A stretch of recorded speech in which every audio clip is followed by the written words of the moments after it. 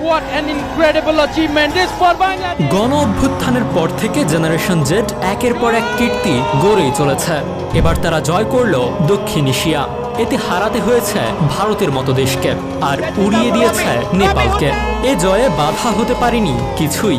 নেপালের সুবিধার জন্য 10 মিনিট এক্সট্রা টাইমও বাংলার যুবাদের আটকাতে পারেনি। স্বাধীনতার পর প্রথমবারের মতো সাফ অনূর্ধ্ব 20 চ্যাম্পিয়ন হলো বাংলাদেশ। বাংলায় এখন বইছে সুদিনের হাওয়া, সবকিছুতেই লাগছে পরিবর্তনের ছোঁয়া। গণ অভ্যুত্থানের পর থেকে পাল্টে যেতে শুরু করেছে দেশের ক্রীড়াঙ্গন। শেখ হাসিনা সরকারের পতনের পরপরই ক্রীড়াঙ্গনে বাংলাদেশ পেল বড় বড় 2 অর্জন। ক্রিকেটে প্রথমবারের মতো টেস্টে হারালো পাকিস্তানকে, আর ফুটবলে প্রথমবারের মতো সাফ অনূর্ধ্ব 20 চ্যাম্পিয়ন। বাংলার মানুষ সারা জীবন শুধু আর্জেন্টিনা ব্রাজিলের মেসি নেইমারের খেলাই দেখে গেল। তবে বাংলায় যে মেসি নেইমারের মতো প্রতিভাবানরা আছে তা কি জানে কেউ? না জানলে এই একটা ফ্রি কিকই তার প্রমাণ। ঘরের মাঠে পরিষ্কার ফেভারিট ছিল নেপাল। ম্যাচের শুরুটাও তারা করে ফেভারিটের মতোই, কিন্তু বাংলাদেশের গোলবারের নায়ক আসিফ হোসেন ও জয়ের নায়ক মিরাজুল ইসলাম মিলে ভেস্তে দেন স্বাগতিকদের পরিকল্পনা। মিরাজুল নিজে করেন জোড়া গোল, সতীর্থকে দিয়ে করান আরেকটি গোল। ইনজুরির সময় শেষ পেরিকটি পুঁতেন পিয়াস আহমেদ। 4 গোলের দাপটে নেপালকে উড়িয়ে সাফ অনূর্ধ্ব 20 চ্যাম্পিয়নশিপের চ্যাম্পিয়ন হয়েছে বাংলাদেশ। বয়সভিত্তিক এই টুর্নামেন্টে এর আগেও 3 বার ফাইনালে খেলেছে বাংলাদেশ। হারের তিক্ত স্বাদ পেয়েছে প্রত্যেকবার।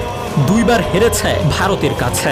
এবার সাফ অনূর্ধ্ব 20 চ্যাম্পিয়নশিপের ফাইনালের আগে বাংলাদেশের সামনে বড় বাধা ছিল সেই ভারতই। আর ভারতকে টুর্নামেন্ট থেকে বিদায় করে দিয়েছে বাংলাদেশ অনূর্ধ্ব 20 ফুটবল দল। ফাইনালে নেপালের বিপক্ষে যে চ্যালেঞ্জ অপেক্ষা করছিল সেটা আর বলার অপেক্ষা রাখেনি, কারণ চলতি এবারের আসরে একমাত্র হারটা নেপালের বিপক্ষেই ছিল বাংলাদেশের। তবে সব পরিসংখ্যান পেছনে ফেলে আজ ফাইনালে জ্বলেছেন মিরাজুলরা। নেপালের ললিতপুরের আনফা কমপ্লেক্সে ম্যাচের শুরু, দখল ও আক্রমণে নেপাল এগিয়ে থাকলেও ডিফেন্ড ও গোলবারের দায়িত্ব ভালোভাবে সামলেছে বাংলাদেশ দল। বিরতির আগে প্রথমার্ধে বেশ কয়েকবারই নেপালের আক্রমণ বৃথা করে দেয় বাংলাদেশ। বাংলাদেশের এগিয়ে যাওয়ার সুযোগ আসে প্রথমার্ধের ইনজুরি সময়ে। প্রথমার্ধের শেষ বাঁশি বাজার আগ মুহূর্তে ফ্রিকিক পায় বাংলাদেশ। এই ফ্রিকিক থেকেই দুর্দান্ত শটে নেপালের জাল খুঁজে নেন বাংলাদেশের মিরাজুল। তাতে এগিয়ে যাওয়ার স্বস্তি নিয়ে বিরতিতে যায় বাংলাদেশ। এরপর বিরতি থেকে ফিরে আরও 2 গোল করে বাংলাদেশ। 3 গোলে পিছিয়ে পড়ার পর ছন্দে ফিরতে মরিয়া হয়ে ওঠে নেপাল। শেষ পর্যন্ত 80তম মিনিটে সামিরের পা থেকে একটি গোল শোধ করে নেপাল, কিন্তু তাতে লাভ হয়নি।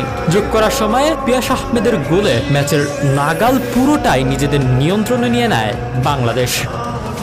বড় জয়ের স্বস্তি নিয়ে সাফের শিরোপা মঞ্চে উৎসবে মাতে মারুফুল হকের দল।